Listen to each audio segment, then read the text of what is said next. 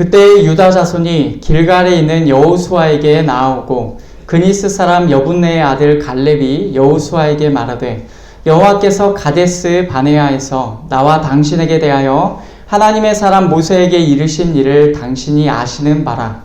내 나이 40세에 여호와의 종 모세가 가데스 바네아에서 나를 보내어 이 땅을 정탐하게 하였으므로 내가 성실한 마음으로 그에게 보고하였고 나와 함께 올라갔던 내 형제들은 백성의 간담을 높게 하였으나 나는 내 하나님 여호와께 충성하였으므로 그날에 모세가 맹세하여 이르되 내가 내 하나님 여호와께 충성하였은즉 내 발로 밟는 땅은 영원히 너와 내 자손의 기업이 되리라 하였나이다.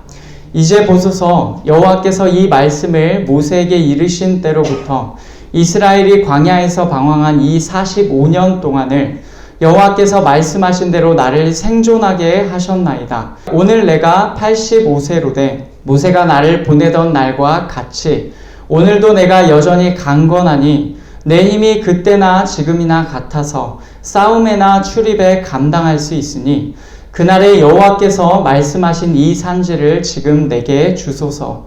당신도 그날에 들으셨거니와 그곳에는 아낙 사람이 있고 그 성읍들은 크고 견고할지라도 여호와께서 나와 함께 하시면 내가 여호와께서 말씀하신 대로 그들을 쫓아내리이다 하니 여호수아가 여분네의 아들 갈렙을 위하여 축복하고 헤브론을 그에게 주어 기업을 삼게 하매 헤브론이 그니스 사람 여분네의 아들 갈렙의 기업이 되어 오늘까지 이르렀으니 이는 그가 이스라엘의 하나님 여호와를 온전히 좇았음이라. 헤브론의 옛 이름은 기럇 아르바라. 아르바는 아낙 사람 가운데에서 가장 큰 사람이었더라. 그리고 그 땅에 전쟁이 그쳤더라. 아멘. 누가복음을 마치고 그 다음 책으로 넘어가기 전에 우리 교회에 편성된 마을들이 어떤 주제를 각각의 그 마을의 이름에 가지고 있는지를 함께 살펴보고 있습니다. 가나, 베델, 헤브론. 가나 마을 이야기는 예수께서 시작하신 의와 구원이라는 역사와 연결이 되었습니다. 베델 마을 이야기는 우리에게 하나님의 집과 우상의 집 중에서 누구의 집인지를 묻고 있었습니다. 이제 오늘은 헤브론 마을에 관하여 말씀을 드리려고 합니다. 베델 마을처럼 상당히 유명한 지명이고 성경의 초반부에 등장하여 오래도록 회자되는 곳입니다. 먼저 헤브론 마을이 성경의 어느 부분에서 중점적으로 등장했는지를 알아보려고 합니다. 그리고 이 헤브론 마을의 의미를 종합하여서 이 시대에 우리에게 주시는 말씀까지 함께 듣고자 합니다. 우리에게 주시는 이 하나님의 말씀을 어린아이부터 어른까지 모두가 함께 듣기를 원합니다. 헤브론은 성경에서 다양하게 등장하지만 아무래도 우리에게 가장 유명한 내용은 오늘 본문일 것입니다. 갈렙이 이 산지를 내게 주소서라고 말했고 그 말대로 여호수아가 그와 그의 가족에게 준 땅입니다. 그런데 헤브론이라는 지명을 좀 더 깊이 들어가면 성경에서는 이 헤브론이 다양한 이름으로 많이 불리고 있다라는 사실을 우리가 알 수가 있습니다. 성경에서 최초로 헤브론이라고 언급된 곳은 창세기 13장입니다. 이에 아브라함이 장막을 옮겨 헤브론에 있는 마므레 상수리 수풀에 이르러 거주하며 거기서 여호와를 위하여 제단을 쌓았더라. 아멘. 2주 전에 우리가 베델 마을 이야기를 할 때 베델과 아이 사이에서 아브라함이 장막을 쳤다라고 했습니다. 바로 그 지역에서 살다가 롯과 자신의 가축이 너무 많았어요. 그래서 아브라함은 어떻게 합니까? 롯과 떨어져 살기로 합니다. 롯은 눈을 들어서 요단 온 지역을 바라보고 소알까지 물이 넉넉한 것을 보고는 그쪽을 택하죠. 그리고 아브라함은 롯이 떠난 그 자리에서 하나님의 약속을 받습니다. 보이는 땅을 너와 내 자손에게 주리니 영원히 이르리라. 그 약속을 받은 아브라함이 그 뒤에 움직인 곳이 어디냐? 바로 헤브론에 있는 마므레입니다. 같은 지역이에요. 헤브론에 있는 마므레. 뭔가 마므레가 조금 더 좁은 범위인 것 같긴 하지만 어쨌건 같은 지역입니다. 지도를 보면 이렇게 되어 있습니다. 지도가 그렇게 크지는 않지만 네모박스에 쳐진 데를 보면은 맨 위쪽이 베델과 아이이고 그 밑에가 예루살렘이고 그 아래쪽으로 더 내려오면 헤브론입니다. 베델과 아이 사이에서 롯과 아브라함이 함께 이쪽에 있다가 거기서 이제 갈라지기로 하니까 그때 눈을 들어서 보니까 요단강, 그 가운데 흐르는 강이 요단강인데 그 요단강을 넘어서 맨 아래쪽에 있는 소알이 보이실 겁니다. 그쪽까지 이제 눈을 들어보니까 너무너무 좋은 땅인 거예요. 롯이 볼 때. 그래서 롯이 요단 이쪽 편을 택하고 나머지를 이제 아브라함이 택한 거죠. 그때 아브라함이 움직인 곳이 바로 헤브론에 있는 마므레입니다. 또한 헤브론은 기럇 아르바라고도 불립니다. 35장 27절 말씀을 보면 야곱이 기럇 아르바의 마므레로 가서 그의 아버지 이삭에게 이르렀으니 기럇 아르바는 곧 아브라함과 이삭이 거류하던 헤브론이더라. 아멘. 디나 사건 이후에 야곱은 드디어 베델로 돌아와서 제단을 쌓았어요. 그리고 조금 더 시간이 흐른 후에 그가 정착한 곳이 바로 헤브론입니다. 여기서는 기럇 아르바라고 언급하죠. 이 명칭은 아르바의 도시다 라는 그런 의미인데 실제로 여호수아 21장에서 이렇게 나옵니다. 아낙의 아버지 아르바의 성읍 유다 산지 기럇 아르바 곧 헤브론과 그 주위의 목초지를 그들에게 주었고 아멘. 아르바라는 것은 원래는 사람의 이름이에요. 아낙의 아버지인데 그의 성읍이 기럇 아르바라고 불렸고 이곳이 헤브론입니다. 여기서 말하는 이 아낙은 아낙의 자손할 때 그 아낙입니다. 그러니까 다 연결이 되어 있는 거예요. 아르바, 아낙, 아낙 자손 다 연결되어 있는 개념입니다. 그런데 이 헤브론에는 유명한 굴이 하나 있습니다. 창세기 49장에 나오는데 이 굴은 가나안 땅 마므레 앞 막벨라 밭에 있는 곳이라. 그러니까 마므레 앞 막벨라 밭에 있는 굴. 여러분 이 굴이 어떤 굴입니까? 막벨라 굴이라고 우리가 보통 부르는 막벨라 밭에 있는 굴입니다. 아브라함과 사라, 이삭과 리브가 그리고 야곱과 레아가 장사된 곳이 바로 막벨라 밭 굴이죠. 이곳도 헤브론입니다. 정리하면 헤브론, 기럇 아르바, 마므레 이 명칭들 모두가 같은 지역이라고 말할 수가 있습니다. 게다가 막벨라 밭 굴도 헤브론에 속해 있습니다. 이제 이 명칭들로 불리는 헤브론이 어떤 역사를 가지고 있는지 함께 성경의 내용을 살펴보겠습니다. 크게 세 인물을 중심으로 그 내용을 보려고 하는데 첫 번째는 아브라함이고 두 번째는 갈렙이고 세 번째는 다윗입니다. 첫 번째로 헤브론은 아브라함과 어떤 관련이 있습니까? 우리가 앞에서 본 대로 성경에서 아브라함의 때에 맨 처음 헤브론이 언급되었어요. 아브라함이 롯과 헤어졌을 때 그는 헤브론에서 그 땅을 주시겠다는 하나님의 약속을 받았습니다. 심지어 그가 99세 때 내년 이맘때 사라에게 아들이 있을 것이다 라는 말씀을 들은 곳도 헤브론이에요. 창세기 18장을 보면 여호와께서 마므레의 상수리 나무들이 있는 곳에서 아브라함에게 나타나시니라 해서 내년 이맘때 너에게 아들이 있을 것이다 라고 한 곳이 마므레죠. 헤브론입니다. 헤브론은 훗날 땅에 관한 언약이 아브라함에게 결과적으로 제일 먼저 이루어지는 곳이 됩니다. 창세기 23장을 보면 아까 앞에서 말씀드렸던 굴이 나오죠. 마므레 앞 막벨라에 있는 에브론의 밭, 곧 그 밭과 거기 속한 굴과 그 밭과 그 주위에 들린 모든 나무가 성문에 들어온 모든 해쪽 속이 보는 데서 아브라함의 소유로 확정된지라. 그 후에 아브라함이 그 아내 사라를 가나안 땅 마므레 앞 막벨라 밭 굴에 장사하였더라. 마므레는 곧 헤브론이라. 이와 같이 그 밭과 거기에 속한 굴이 헷 족속으로부터 아브라함이 매장할 소유지로 확정되었더라. 아멘. 가나안 땅을 아브라함과 그 자손에게 주시겠다는 약속이 주어졌죠. 그 약속이 헤브론에서부터 이루어졌습니다. 여기에서 그 굴의 원래 주인 헷 족속 에브론은 아브라함에게 일단 속내는 진짜 속내는 어땠는지 모르겠지만 일단 처음에는 그 굴과 속한 땅을 그냥 준다고 했습니다.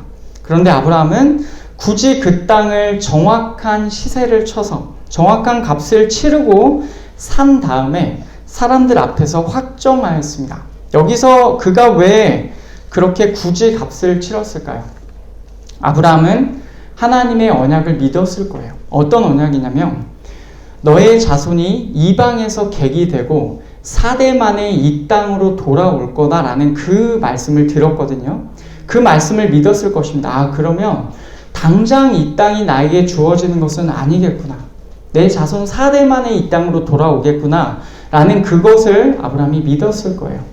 하나님께서 헤브론을 포함한 가나안 땅을 자기의 자손에게 주실 것이라는 약속을 믿고 약속의 성취가 있을 그 땅에 자신의 확실한 매장지를 두고자 했던 것으로 보여요. 그래서 그는 누구도 부인할 수 없는 통상적인 거래를 통해서 그 땅의 소유권을 분명히 얻으려고 했을 것입니다. 결과적으로 그렇게 해쪽 사람들이 다 모여있는 거기에서 아브라함의 소유지로 그 헤브론 땅이 확정이 됩니다. 결과적으로 헤브론의 막벨라밭 굴과 그 주위에 있는 땅이 아브라함의 최초의 소유가 되는 거죠. 이렇게 아브라함에게 있어서 헤브론은 어떤 의미냐면 언약과 성취라는 의미가 있습니다. 언약과 성취 사이에서 그는 헤브론 땅을 확실하게 소유함으로써 언약을 향한 믿음을 보였던 것입니다. 두 번째, 헤브론은 갈렙과도 오랜 역사가 있습니다. 애굽에서 나온 이스라엘 백성은 광야에서 하나님의 명령대로 가나안 땅을 정탐해야 했습니다. 유다 지파 갈렙은 에브라임 지파 여호수아와 함께 12정탐꾼의 대표로 뽑혀서 포함되었어요. 그때 그 정탐꾼들이 가데스 바네아에서부터 갔던 길에 헤브론이 있었습니다. 민수기 13장을 보면 이에 그들이 올라가서 땅을 정탐하되 신광야에서부터 하맛 어귀 르홉에 이르렀고 또 네겝으로 올라가서 헤브론에 이르렀으니 헤브론은 애굽 소환보다 7년 전에 세운 곳이라 그곳에 아낙 자손 아히만과 세세와 달메가 있었더라. 아멘. 그 정탐꾼들이 갔던 길을 보면은 여기서 가데스 바네아에서 출발했다 그렇게 배경이 있고 신광야 또 네겝 헤브론 애굽 소환까지 나오죠. 그 동네를 지도로 보면 이 네모에 쳐진 지역입니다. 맨 밑에가 가데스 바네아입니다. 아마도 이 정탐꾼들이 갔던 길을 아마 이런 경로로 갔을 것이다 라고 대략적으로 그려본 경로가 이러한데요.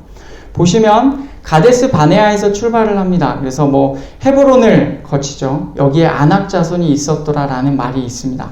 그리고 쭉 도는데 그 중간에 그 평야 같은데 그쪽에 보면은 신광야도 있고 네겝도 그 중간 가운데 있습니다. 그리고 맨 왼쪽을 보시면 애굽 땅 소안이 바로 여기에 위치한 것을 우리가 볼 수가 있습니다. 이런 배경 가운데 가나안 땅을 12정탐꾼들이 정탐한 거죠. 이렇게 정탐을 마친 갈렙이 말을 합니다. 민수기 13장 30절. 갈렙이 모세 앞에서 백성을 조용하게 하고 이르되 우리가 곧 올라가서 그 땅을 취하자 능히 이기리라 하나. 아멘.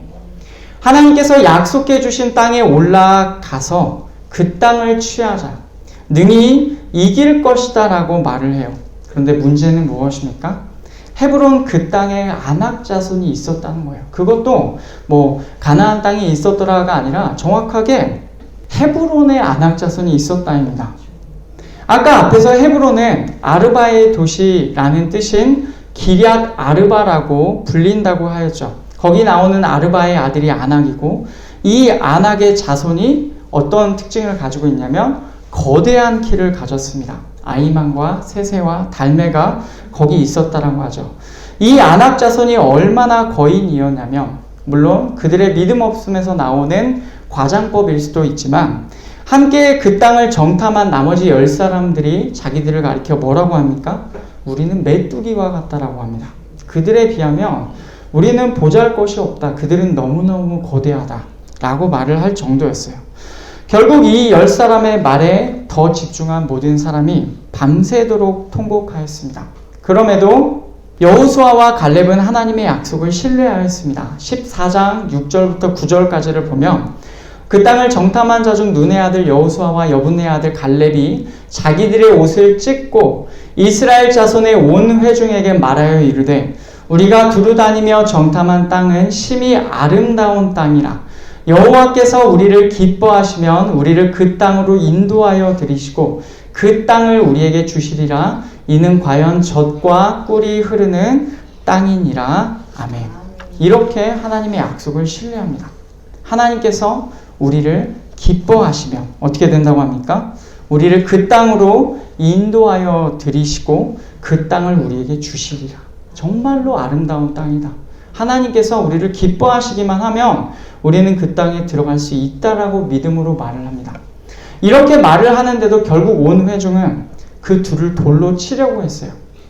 이 사건 때문에 이스라엘 백성은 40년을 광야에서 그들의 죄악을 담당해야 했어요. 여호수아와 갈렙이 이렇게 말을 하는데도 온 회중은 모세와 아론, 그들의 지도자들을 돌로 치려고 하는 그런 끔찍한 일들을 하려고 했던 겁니다. 하나님을 향한 믿음을 고백한 갈렙과 여호수아 외에는 20세 이상으로 계수된 모든 자가 광야에서 다 죽게 됩니다. 이 사건 때문에 그렇습니다. 그들은 하나님께서 싫어하시면 어떻게 되는지를 보았습니다. 하나님께서 기뻐하시면 그 땅에 들어갈 수 있으나 하나님께서 싫어하시면 광야에서 다 죽습니다. 그렇게 갈렙과 여호수아는 가나안 땅에 들어가게 되었고 이스라엘 백성은 그 땅을 정복하였습니다. 아브라함에게 주신 약속이 갈렙과 여호수아의 때에 이루어지게 된 거예요. 오늘 우리가 읽은 본문의 말씀은 이때 가나안 때를 정복할 때의 내용입니다. 오늘 본문의 내용으로 잠깐 살펴보겠습니다. 갈렙이 과거를 회상하면서 모세에게 다가가서 말을 해요.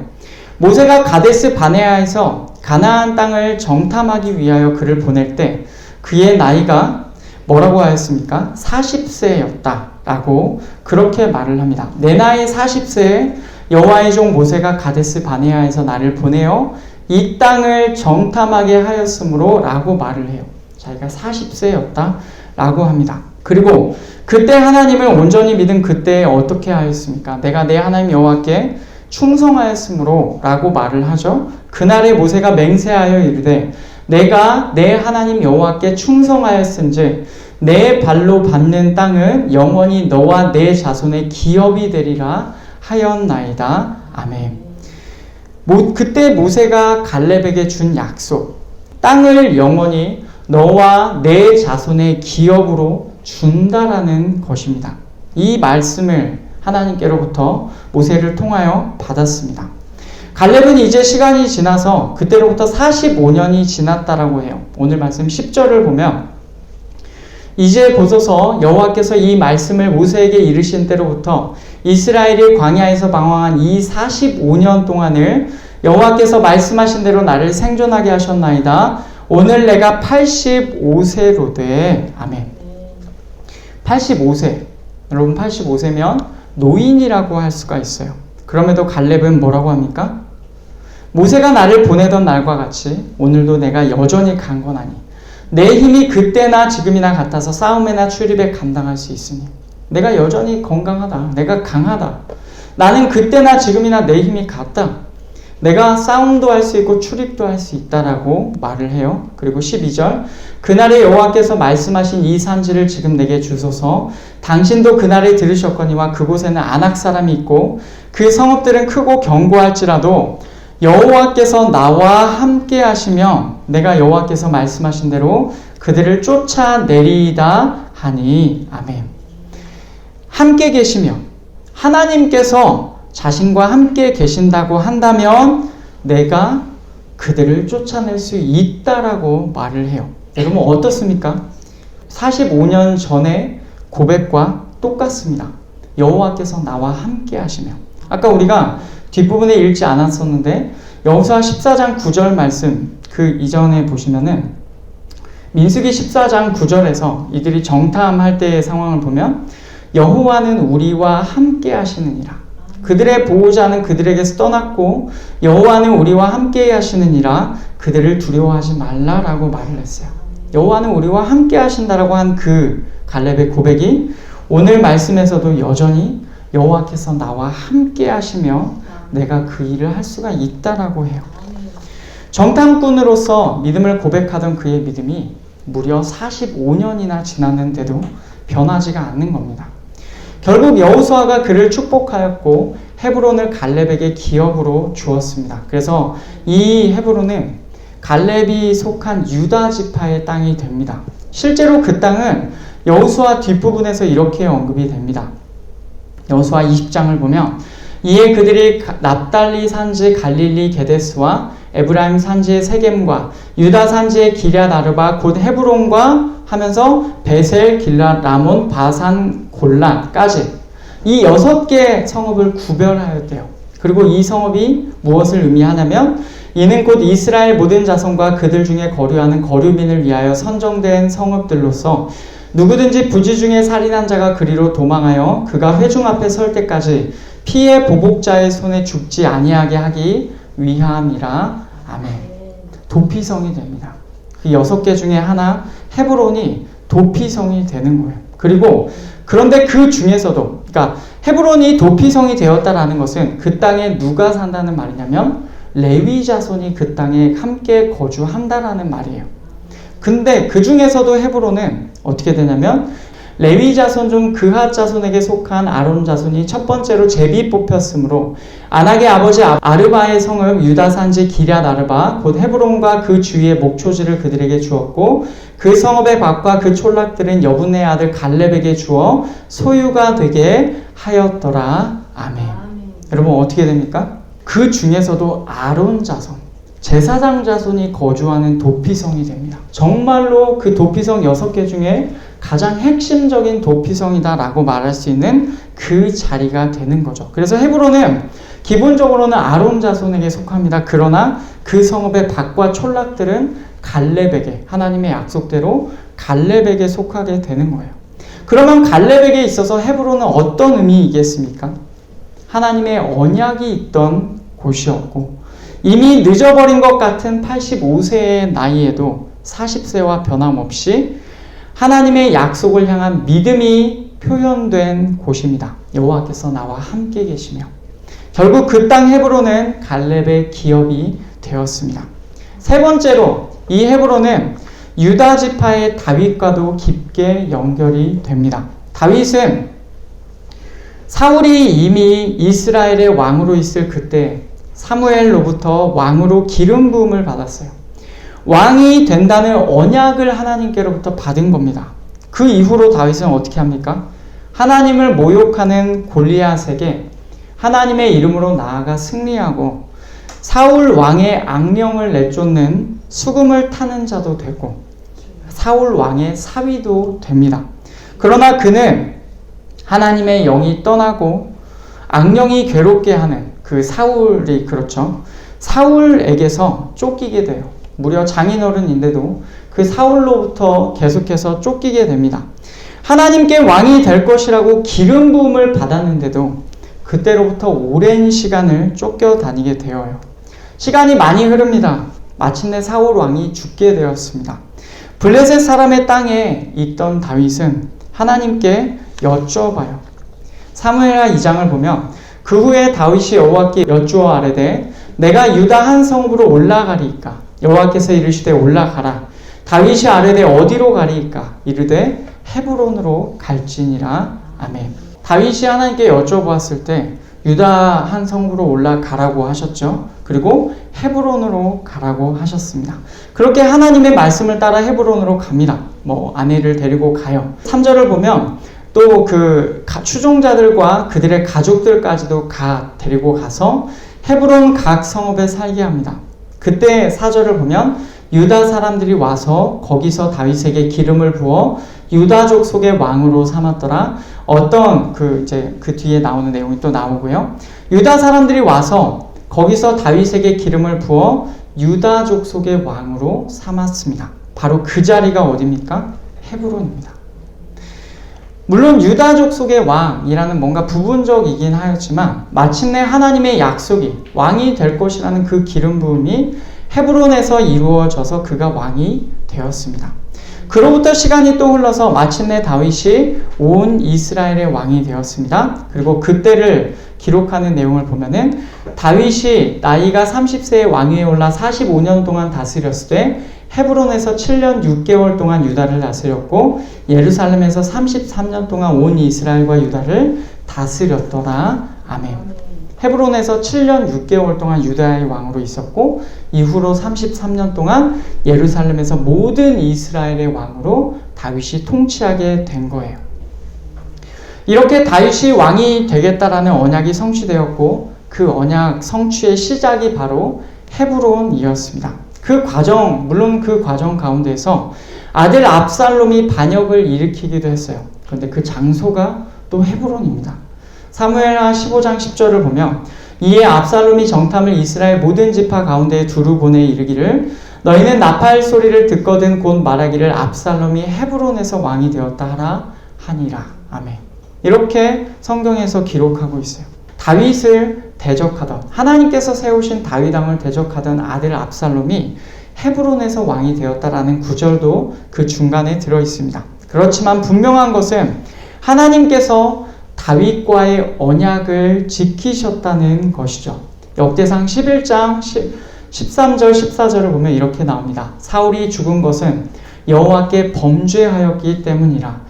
그가 여호와의 말씀을 지키지 아니하고 또 신접한 자에게 가르치기를 청하고 여호와께 묻지 아니하였으므로 여호와께서 그를 죽이시고 그 나라를 이새의 아들 다윗에게 넘겨주셨더라. 아멘. 여러분 이 말씀에서 볼 수 있듯이 사울의 나라, 그 나라가 다윗의 나라가 되었습니다. 하나님께서 사울을 죽이시고 다윗에게 그 나라를 넘겨주셨어요. 이렇게 다윗에게 있어서 헤브론은 어떤 의미가 있냐면 하나님의 언약이 성취된 곳이다 라는 의미를 가지고 있습니다. 물론 오랜 시간 언약이 성취될 때까지 무척 힘들었지만 그 과정에서 다윗은 끝까지 하나님을 향한 믿음을 저버리지 않고 하나님께 여쭈어 보면서 길을 나섰다는 것, 우리가 이것을 기억해야 하겠습니다. 우리가 여기까지 살펴본 대로 아브라함과 갈렙과 다윗 이렇게 세 명의 굵직한 인물들과 헤브론은 깊은 관련이 있었어요. 그런데 이 셋에게 있어서 아주 놀랍게도 헤브론은 공통적인 의미가 있습니다. 그것이 무엇입니까? 하나님의 언약이 있었고 그 언약이 헤브론에서 성취되었다는 거예요. 그리고 그 언약의 성취는 그 땅 헤브론이 기업으로 주어졌다는 것입니다. 아브라함에게도 헤브론이, 그리고 갈렙에게도 헤브론이, 다윗에게도 헤브론이 기업, 다시 말하면 그들의 소유로 주어졌어요. 심지어 그 과정에 있어서 하나님께 끝까지 믿음을 보였다라는 점에서도 공통점이 있습니다. 다시 말하면 하나님께서 주신 언약이 헤브론에서 성취되는데 그 사이에서 이 믿음의 사람들이 믿음을 계속해서 보였다는 것이죠. 그러면 헤브론 마을 이야기가 이 시대를 사는 우리에게 말씀해 주시는 것이 무엇입니까? 언약과 성취 그리고 그 사이의 믿음이라는 구도가 여러분 지금 우리가 처한 상황과 정확히 일치합니다. 우리에게도 하나님의 약속이 언약이 주어져 있습니다. 우리가 이미 들었던 누가복음 말씀을 함께 보겠습니다. 누가복음 1장 68절부터 71절까지의 말씀 우리 같이 읽겠습니다. 시작. 찬송하리로다 주 이스라엘의 하나님이여 그 백성을 돌보사 속량하시며 우리를 위하여 구원의 뿔을 그 종 다윗의 집에 일으키셨으니 이것은 주께서 예로부터 거룩한 선지자의 입으로 말씀하신 바와 같이 우리 원수에게서와 우리를 미워하는 모든 자의 손에서 구원하시는 일이라. 아멘. 하나님께서 구원의 뿔을 그 종 다윗의 집에서 일으키셨습니다. 그래서 유다 지파 다윗의 자손으로 예수께서 오셨어요. 그 예수님을 통하여 하나님께서 행하시고자 하셨던 일이 71절에 나옵니다. 우리 원수에게서와 우리를 미워하는 모든 자의 손에서 구원하시는 일이라. 아멘. 우리 원수에게서와 우리를 미워하는 모든 자의 손에서 구원하시는 일이다. 하나님께서 하시고자 하셨던 일은 구원입니다. 그리고 그 구체적인 구원의 역사를 위해서 예수 그리스도께서 새 언약을 세우셨어요. 누가복음 22장 저녁 먹은 후에 잔도 그와 같이 하여 이르시되 이 잔은 내 피로 세우는 새 언약이니 곧 너희를 위하여 붓는 것이라. 아멘. 예수님의 피로 세우는 새 언약은 우리를 위하여 우리 위에 부으셨고 우리의 구원을 위하심이었습니다. 예수께서 흘리신 피로 우리를 구원하시겠다라는 이 하나님의 언약, 새 언약이 지금 우리에게 주어져 있어요. 이것을 다른 표현으로 해볼까요? 우리가 더 이상 흑암의 권세, 마귀의 권세, 사망의 권세 아래에 있지 않다는 것이고 이제는 우리가 하나님을 왕으로 섬기는 하나님의 왕국으로 옮겨졌다는 것입니다. 그래서 예수께서 제자들에게 전하라고 명령하신 게 뭐냐면 바로 하나님 나라 복음이에요. 이제는 너희가 더 이상 흑암의 권세 아래에 있지 않다. 이제는 더 이상 너희가 마귀의 권세 아래에 있지 않다. 이제는 더 이상 너희가 귀신들의 권세 아래에 있지 않다. 이제는 너희가 사망의 권세 아래에 있지 않다라고 하나님께서 말씀하셨습니다. 그것을 전하라고 하셨어요. 하나님 나라 복음이죠. 우리의 구원이 그 안에 담겨져 있습니다. 하지만 이렇게 이 언약을 세우시기 위하여 이 땅에 오신 예수께서 오셨는데도 예수님을 대적하는 사탄은 여전히 주장합니다. 누가복음 4장을 보면 마귀가 또 예수를 이끌고 올라가서 순식간에 천하 만국을 보이며 이르되 이 모든 권위와 그 영광을 내가 네게 주리라. 이것은 내게 넘겨주는 것이므로 내가 원하는 자에게 주노라. 그러므로 내가 만일 내게 절하면 다 내 것이 되리라. 자신이 천하 만국의 모든 권위와 영광을 가지고 있다는 것입니다. 하나님께서는 이미 하나님께 불순종한 사울을 버리시고 다윗을 왕으로 세우셨는데 사울은 다윗을 죽이려고 하면서 여전히 자신의 나라, 사울의 나라를 지키려고 하는 것과 같습니다. 그리고 사울이 이미 죽임을 당했음에도 사울의 자손들은 계속해서 자기들이 그 나라를 이어가 보겠다고 계속해서 그 왕좌에 앉겠다고 하는 것과 같습니다. 마귀의 이 거짓말에 속는 사람들은 지금도 마귀를 왕으로 모시고 그에게 있을 것 같은, 그에게 있다라고 생각하는 영광을 얻기 위해서 여전히 마귀를 왕으로 모시고 있습니다. 그러나 예수께서는 분명히 이렇게 말씀하셨습니다. 누가복음 11장 20절 우리 같이 읽겠습니다. 그러나 내가 만일 하나님의 손을 힘입어 귀신을 쫓아낸다면 하나님의 나라가 이미 너희에게 임하였느니라. 아멘. 예수께서 귀신의 왕 바알세불이 아니라 하나님의 손을 힘입어 귀신을 쫓아내셨다고 하셨어요. 그렇다고 한다면 예수께서 이렇게 행하신 게 맞으면 하나님의 왕국은 이미 우리에게 임하였다라는 것이다 라고 예수께서 말씀하시는 거예요. 사실은 귀신들도 마귀도 하나님의 손 앞에서 아무런 능력도 발휘하지 못합니다. 그들에게는 뭐가 있습니까? 영원히 예비된 캄캄한 흑암이 있고 영원한 불의 형벌만이 그들에게 주어져 있습니다. 그들에게 예비되어 있어요. 이미 예수께서 그들의 무기인 사망을 이기시고 부활하심으로써 승패가 이미 정해진 싸움입니다. 그 하나님의 나라가 이미 우리에게 임하였고 동시에 미래에 온전히 임할 것입니다. 다만 그 언약이 성취되기까지의 시간이 조금 남아 있습니다. 누가복음 19장을 보면은 그들이 이 말씀을 듣고 있을 때에 비유를 더하여 말씀하시니 이는 자기가 예루살렘에 가까이 오셨고 그들의 하나님의 나라가 당장에 나타날 줄로 생각함이더라. 이르시되 어떤 귀인이 왕위를 받아가지고 오려고 먼 나라로 갈 때에. 아멘. 하나님의 나라가 당장에 온전히 나타날 것이다 라고 생각한 사람들에게 예수께서는 왕위를 받으러 먼 나라에 간 비유를 드셨습니다. 다시 말하면 언약과 성취 사이 가운데 약간의 시간이 있다는 거죠. 우리가 이 비유의 말씀을 들어서 압니다. 그런데 이 중간의 시간에 만약 우리가 예수님의 왕됨을 원하지 않는다라고 한다면 여러분 어떻게 되겠습니까? 누가복음 19장 14절 27절 이 말씀도 우리 같이 읽겠습니다. 그런데 그 백성이 그를 미워하여 사자를 뒤로 보내어 이르되 우리는 이 사람이 우리의 왕됨을 원하지 아니하나이다 하였더라. 그리고 내가 왕됨을 원하지 아니하던 저 원수들을 이리로 끌어다가 내 앞에서 죽이라 하였느니라. 아멘. 만약 누가 예수님의 왕되심을 원하지 않는다면 예수께서 말씀하시기를 뭐라고 하십니까? 내가 왕됨을 원하지 아니하던 저 원수들이라고 하세요. 원수들이라고 합니다. 예수님의 원수가 되어서 왕 앞에서 죽게 됩니다.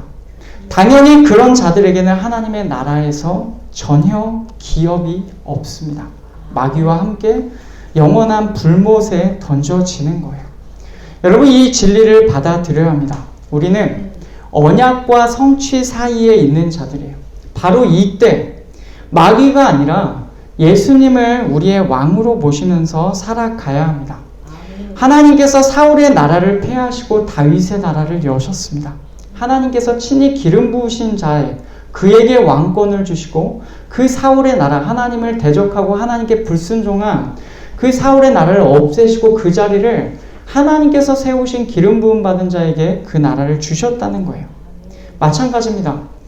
하나님께서 마귀의 나라를 온전히 폐하시고 하나님께서 기름 부으시고 세우신 기름 부음 받은 자, 그 말 그대로 메시아 그리스도이신 예수 그리스도를 왕으로 세우셨습니다. 예수 그리스도의 나라가 이제 열어지는 것입니다. 더 늦기 전에 우리는 다윗의 자손으로 오신 예수 그리스도, 그분을 왕으로 모셔야 합니다. 문제는 무엇이냐면 그 언약의 성취가 오늘 말씀의 헤브론이라고 하죠. 그 기업이 다들 각자에게 그들의 기업으로 헤브론이 주어졌는데 그 헤브론이 상징하는 바가 결국 그들의 소유가 된다, 언약이 성취가 된다, 기업이 된다라는 건데 오늘 말씀의 이 헤브론을 기업으로 못 받을 자들이 있다는 것입니다. 누가복음 13장 28절 말씀을 보면 너희가 아브라함과 이삭과 야곱과 모든 선지자는 하나님의 나라에 있고 오직 너희는 밖에 쫓겨난 것을 볼 때 거기서 슬피 울며 이를 갈리라. 아멘. 하나님의 나라에는 아브라함과 이삭과 야곱과 모든 선지자가 있대요. 여러분 여기서 이름이 나온 세 명을 보십시오. 아브라함과 이삭과 야곱. 아브라함과 이삭과 야곱은 다 헤브론에 있는 막벨라 굴에 묻혔습니다. 이 헤브론이 상징하는 바를 우리가 연결지어서 생각해보면 그들은 하나님의 나라를 기업으로 받은 거예요. 그래서 하나님의 나라 안에 있는 겁니다. 그러나 오직 너희는 밖에 쫓겨난 것을 볼 때 거기서 슬피 울며 이를 가리라. 밖에 쫓겨난 자들이 있다는 거죠. 에베소서 5장 말씀을 보면 거기에 또 이렇게 나옵니다. 너희도 정녕 이것을 알거니와 음행하는 자나 더러운 자나 탐하는 자 곧 우상 숭배자는 다 그리스도와 하나님의 나라에서 기업을 얻지 못하리니 누구든지 헛된 말로 너희를 속이지 못하게 하라. 이로 말미암아 하나님의 진노가 불순종의 아들들에게 임하나니 그러므로 그들과 함께하는 자가 되지 말라. 아멘. 음행하는 자, 더러운 자, 탐하는 자, 다시 말하면 우상 숭배자는 기업을 얻지 못해요. 그리스도와 하나님의 나라에서 기업을 얻지 못한다? 들어갈 수가 없다는 것입니다. 이들은 불순종의 아들들이에요. 예수님을 왕으로 모시기를 거절하는 자들입니다. 심지어는요, 물론 우리가 이 내용을 볼 때 그렇지, 지옥에 가는 사람도 있겠지 라고 생각하겠지만 심지어는 예수님을 아는 자들 가운데서도 그런 자들이 있을 수 있습니다. 히브리서 6장 말씀을 보면 한번 빛을 받고 하늘의 은사를 맛보고 성령에 참여한 바 되고 하나님의 선한 말씀과 내세의 능력을 맛보고도 타락한 자들은 다시 새롭게 하여 회개하게 할 수가 없나니 이는 그들이 하나님의 아들을 다시 십자가에 못 박아 드러내놓고 욕되게 함이라. 아멘. 여러분 하나님의 말씀입니다. 타락한 자들, 배교한 자들이라고 하죠. 하나님을 경험한 자들 중에서도 고의적으로 거기에서 돌이켜서 배교하는 자들, 하나님을 경험하였음에도 하나님을 한 분만 왕으로 섬기지 않고 하나님 외에 다른 신을 왕으로 섬기는 자들은 회개하게 할 수가 없다라고 해요. 다시 그 하나님을 거부하고 다른 신에게로 가서 다시 그들을 섬기는 자리로 돌아가는 자들, 고의적으로 돌아가는 자들은 회개할 수가 없고 그들은 당연히 기업이 없습니다. 여러분, 우리는 하나님을 두려워할 줄 알아야 합니다. 그렇게 살기를 원하는 우리에게 베드로 후서에서 이 말씀을 전해주고 있습니다. 베드로후서 1장 말씀 우리 같이 읽겠습니다. 그러므로 형제들아 더욱 힘써 너희 부르심과 택하심을 굳게 하라. 너희가 이것을 행한즉 언제든지 실족하지 아니하리라. 이같이 하면 곧 그리스도의 영원한 나라에 들어감을 넉넉히 너희에게 주시리라. 아멘. 그러므로 형제들아 더욱 힘써 너희 부르심과 택하심을 굳게 하라. 이같이 하면 우리 주 곧 구주 예수 그리스도의 영원한 나라에 들어감을 넉넉히 너희에게 주시리라. 아멘. 하나님께서 베드로를 통하여 우리에게 주시는 말씀이 무엇입니까? 더욱 힘써 너희 부르심과 택하심을 굳게 하라는 것입니다. 택하신 우리에게 있는 언약, 우리를 향하여 주신 언약을 여러분 굳게 붙듭시다. 우리를 부르신 예수님을 우리의 왕으로 끝까지 모셔야 합니다.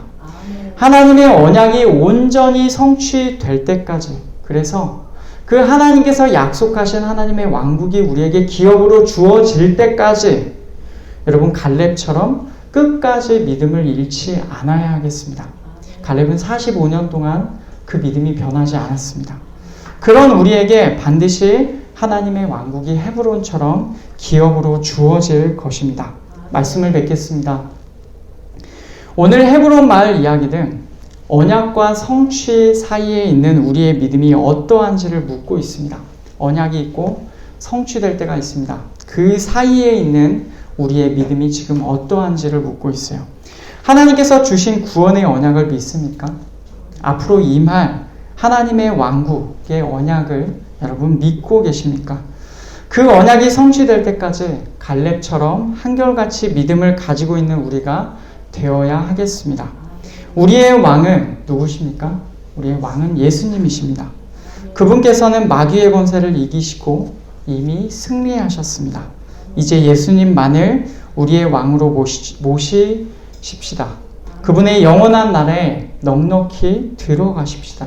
그리고 하나님께 기업을 받으십시다.